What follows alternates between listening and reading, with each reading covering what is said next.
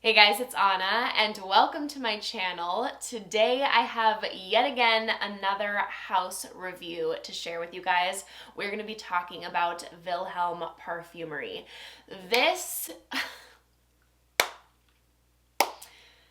brand has been on my radar ever since, I saw the bottles essentially. And these Vilhelm bottles are just about the cutest dang bottles I've seen in perfumery. But before we get into that, completely unrelated to the video, I have something very exciting for you guys. I am hosting a giveaway. Micallef was so kind to send over their brand new bottle of Notte Vanille, which is my all-time favorite vanilla fragrance, to give to one of you. And a little bonus that comes with it is a 10 milliliter travel spray of Glamour, which is a part of their Secrets of Love collection. So if you want to enter, be located in the US, be subscribed to my channel, like this video, comment down below letting me know that you'd like to enter, and follow me on Instagram. As usual with my giveaways, the winner will be chosen in a week. I will pin the winner's comment down below and comment letting them know they won, and then you can DM me on Instagram. So now let's talk a bit more about Vilhelm. I want to give a huge shout out to Twisted Lily for sending these fragrances over for me to try. You guys, I am an affiliate now with Twisted Lily. I am so freaking stoked. I died when I got their email. So if you don't know already, which I'm pretty sure you do if you're into niche fragrances, Twisted Lily is an online retailer that carries a bunch of niche fragrances, and they are the prime place to get samples, okay? They are not giving you dabbers. They are giving you sprays. I don't know why every other website that sells fragrance samples does not include sprays, but Twisted Lily does, and they're affordable. You know, sampling a bunch of fragrances can get hella expensive. I would know. It's all I do. And often getting like a 2 milliliter sample will run you like $15. Not at Twisted Lily, it's like $5. And it is so worth it to sample. I would much rather spend a bunch of money on samples and then really narrow down what I love and want to bring into my collection, rather than just blind buying and losing money that way. So if you ever want to shop their site and you want to support me, you can use my link down below, and I have a discount code ONA10 for 10% off your order. So they sent over this discovery set, and they have a bunch of other discovery sets from other brands as well on their website. And I requested a handful of single samples that they also carry from Vilhelm. And then I did buy 3 more after they sent those because I wanted to explore even more. And they told me to let them know my favorites if I wanted any full bottles.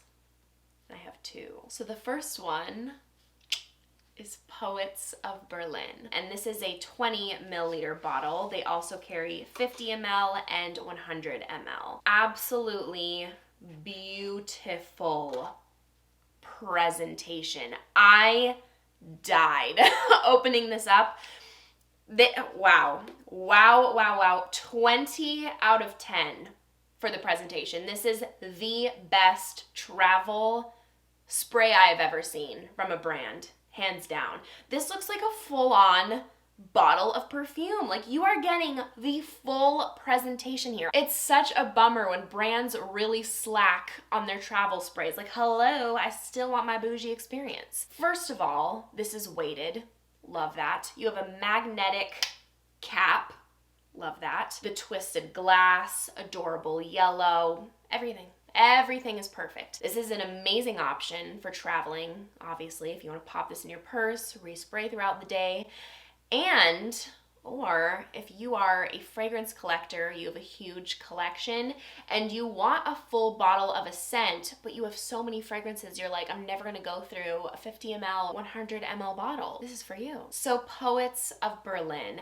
I can see why this is so loved. It's very interesting because I would definitely classify this as a gourmand, but then at the same time, it doesn't smell like something you'd eat. It's unique for sure. The opening is like, oh, okay, this is something to discover. We're gonna go on a journey with this. It's not necessarily a love at first sniff kind of fragrance, but it absolutely makes you want to keep going back to it to figure it out. The combination of sweet blueberry, bamboo, which adds this fresh greenness, and orris makes it so interesting and different. It definitely screams niche perfumery, and it does simplify more in the dry down. It never turns into a simple fragrance, but it does mellow out. It gets smoother. After a couple minutes, it gets a bit sweeter. All the notes kind of come together to blend a bit better. You get a smooth woodiness, and that blueberry and vanilla really adds this unique sweetness. I'd say this fragrance is best in the fall or early spring. On my skin, this is mainly very fruity for about an hour. After that, it turns more woody and vanilla, and it continues to go in that direction as time goes on while still holding on to that fruitiness. I enjoy it more and more the longer it's on my skin. It has amazing sillage, great lasting power. I literally dreamt about wearing this again. It's so interesting. It's really fun wearing this one because it's not linear at all. It's really an experience, and it's sweeter than I expected it to be. So whatever you're imagining, if you haven't smelled Poets of Berlin before, take that and imagine a little bit more sweetness. So freaking good. An incredibly unique vanilla. This is like the epitome of niche perfumery. It's gorgeous. I really feel like I stand out with Poets of Berlin. Room service. The name is perfect. It's very clean and soapy. I'm not a fan of this one. It's just really not as interesting as others in the line. It really just falls flat for me. It smells like a dryer sheet, straight up. The musk is the most dominant note in the fragrance, and it's very sharp. It makes me crinkle my nose. It's not animalic at all, but it is very harsh. It honestly kind of burns my nose. It's very powdery. You get a light, non-distinct floral note. You get blackberry in the opening, but it's not your juicy, sweet, typical fruity blackberry. It's a tart green blackberry. So I would say if you're into clean fragrances, there are better ones out there in the designer realm as well. Fleur Burlesque. The opening was not my favorite. The jasmine and gardenia are a bit indolic. They come off a bit mature, if you know what I mean. They come off a touch animalic. Now this disappears for me in like a minute. And I don't hate the opening, I just don't like it. It's teetering on the borderline of being too mature, too animalic, and so on. This is an interesting one. It has a raunchy vibe to it, mixed with class. It's like a grown woman who looks very classy, but she has a racy side to her. As it dries down, it gets more sophisticated, more classy, more like old money. The jasmine has a little bit of bite to it. It's a touch sharp, but I'm low-key liking it. It makes it a little feisty, and then you get this woodiness in the dry down. It's not full bottle worthy for me simply because of the gardenia. Now, I hate that note, just simply loathe it, but I will say it is done very well in this fragrance. If you are a gardenia lover, honey, you need to sample this immediately. It's smooth. It's not super heady like other gardenia scents, which will instantly trigger my gag reflex. Normally, gardenia is extremely mature smelling to me, but in this blend, I would say it's best suited for someone 30 and up. But if you are younger and you love this fragrance, wear it. That's just the vibe I get. It smells expensive. It has a lot of character. It's posh, it's bold, it's a woman, it's confident. Also, if you like vintage smelling perfumes, but you want an upgrade, something updated with a new edge, this is it. Dear Polly, I know the box is giving it away. I clearly love this one. And this is a 50 ml bottle. And this freaking lime green juice represents the scent so well, I can't. This was love at first sniff. I was so scared of that tea note, I am not gonna lie. When you look up the main accord on Fragrantica, it says green, and that is not good news for me. I was very scared, but I am obsessed. This is spring in a bottle. This is the most beautiful, feminine, perfectly lightly sweetened tea scent. I've smelled so many tea-centric fragrances where the tea note is so bitter and harsh. It smells like I'm legit sticking my nose in a bag of black tea, and this is not that at all. The green apple note gives it the most perfect, juicy, fresh sweetness that makes your mouth water. The amber and oak moss note ground it. The musk is fresh and clean. And of course, you get that natural burst of citrus in the opening from the bergamot, and it does not smell like cleaner or artificial. The longer it sits on your skin, the more addicting it gets. Oh my word, it sparkles. That's the best word I could use to describe this fragrance. I feel so freaking pretty wearing this, but it's like I'm wearing like a secret potion because I've never smelled anything like it. It's also sweeter than I expected it to be. So again, when you're imagining this scent, if you haven't smelled it before, picture it and then amp up the sweetness. And I would describe this to have moderate performance. So please do yourself a favor. Spring is coming up. Get yourself a sample of Dear Polly, okay? Freaking incredible. And you will be seeing her in a future spring video. Do Not Disturb is another good one. This is super fruity, like a black currant explosion. This is a gourmand that smells like jammy black currant muffins, absolutely stuffed with black currants. You know when you have a blueberry muffin and it's just loaded with those blueberries, and then when they're warmed up in the oven and you bite into them, like they kind of burst and pop?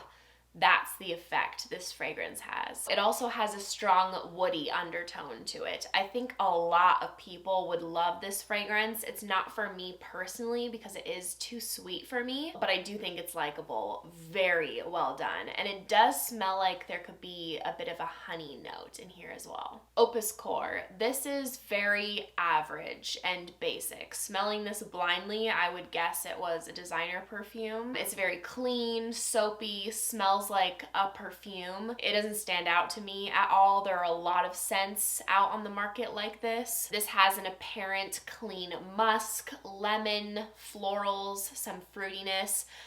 This scent smells like it could absolutely be a shampoo as well. It's very fresh, and the opening has a touch of berries, and in the dry down it just turns into pure soap on me. Next one is Mango Skin, and this straight up smells like a mango, but a juicy, honestly very overripe mango where it's mushy and dark. The civet note might be contributing to that a little bit. It does have a touch of something animalic. And then you also pick up on the green mango skin, like you're biting into that. So it's interesting because it's like you're getting two very different mangoes in one bottle. This smells really good, and it's such a unique scent for what it is. I also get a touch of the red wine note and some musk. So if you like the idea of smelling like those two mangoes that I described, you'll love this. It gets better in the dry down. Then you're introduced to that juicy, perfectly ripe inside of the mango. The aroma is addicting. It's like you're in this mango market where people are making smoothies with it. They're like cutting it open to serve to you right then and there. It's so close to being full bottle worthy for me, but it never quite loses that green mango skin quality as well as that overripe, mushy, almost going bad mango. If it was just that ripe mango, then I'd be all over it. Basilico and Fellini. This is an interesting one. It's not for me at all, but I can appreciate it. And I can see certain people liking this. To be fair, I thought I would hate this, like with a capital H. Basil, grass, and fig, that sounds like an absolute nightmare to me. Now, I still don't like it, but I do think it is a very well done fragrance. This smells very fresh, clean, green, and fruity, and you are absolutely getting that grass note,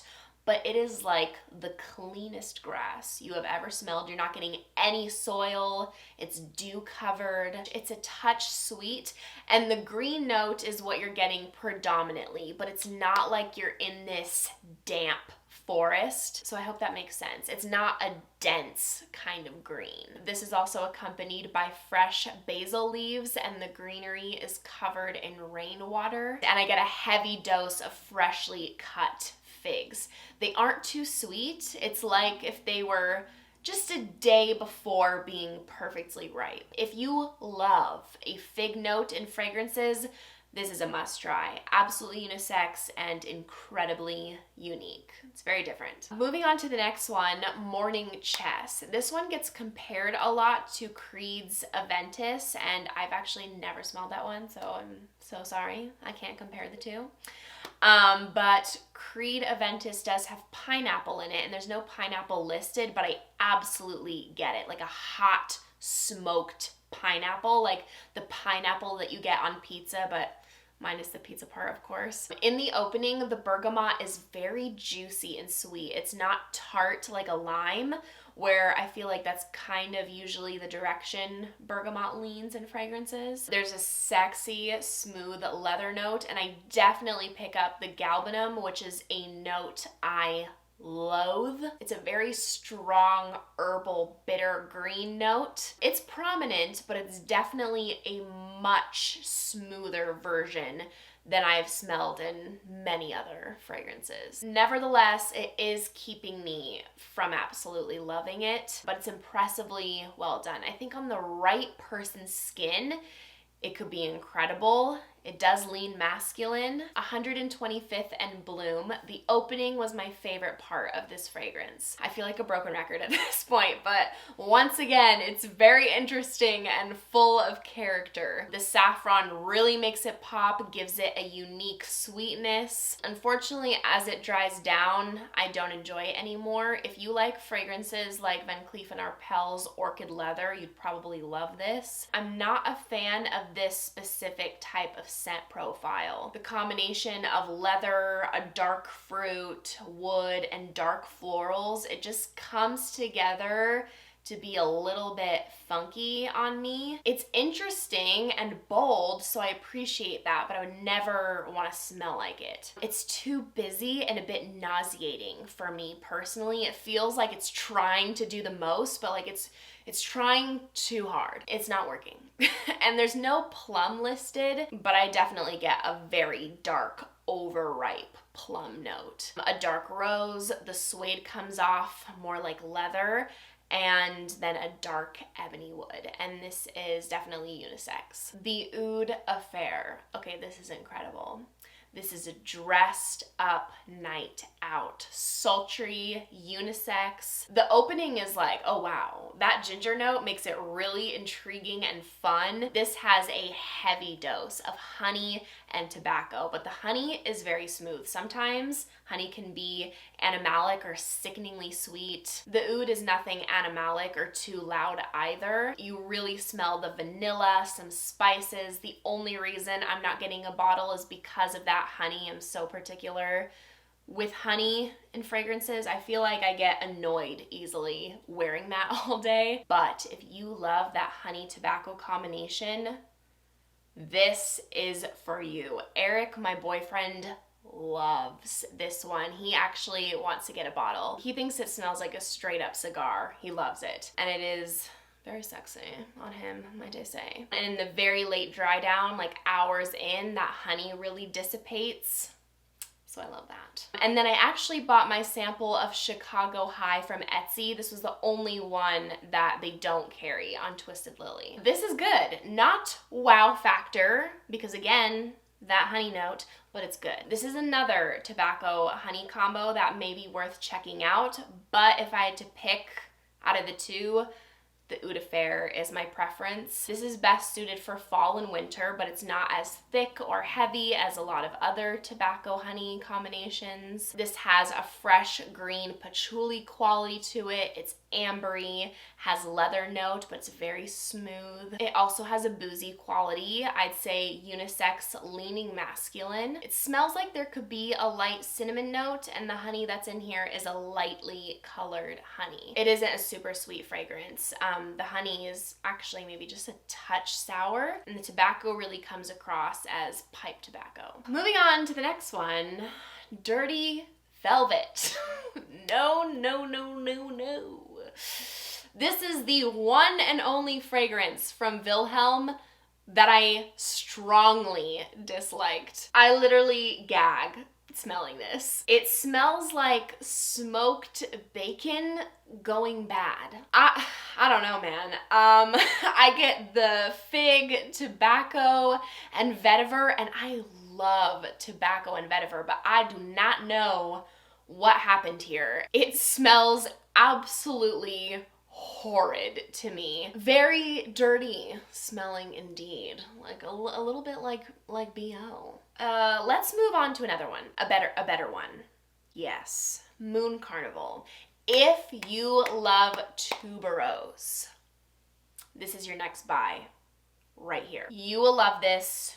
No doubt about it. I am very iffy with tuberose. It will be either a total love or hate. It can be very mature, thick, heavy, or extremely elegant. And this is elegant. This smells like an elf. An elegant elf lady in Lord of the Rings. Specifically, Galadriel, played by Cate Blanchett. Yes. Yeah, this is her. The way her hair and her dress flows, her aura, her glow, everything about her,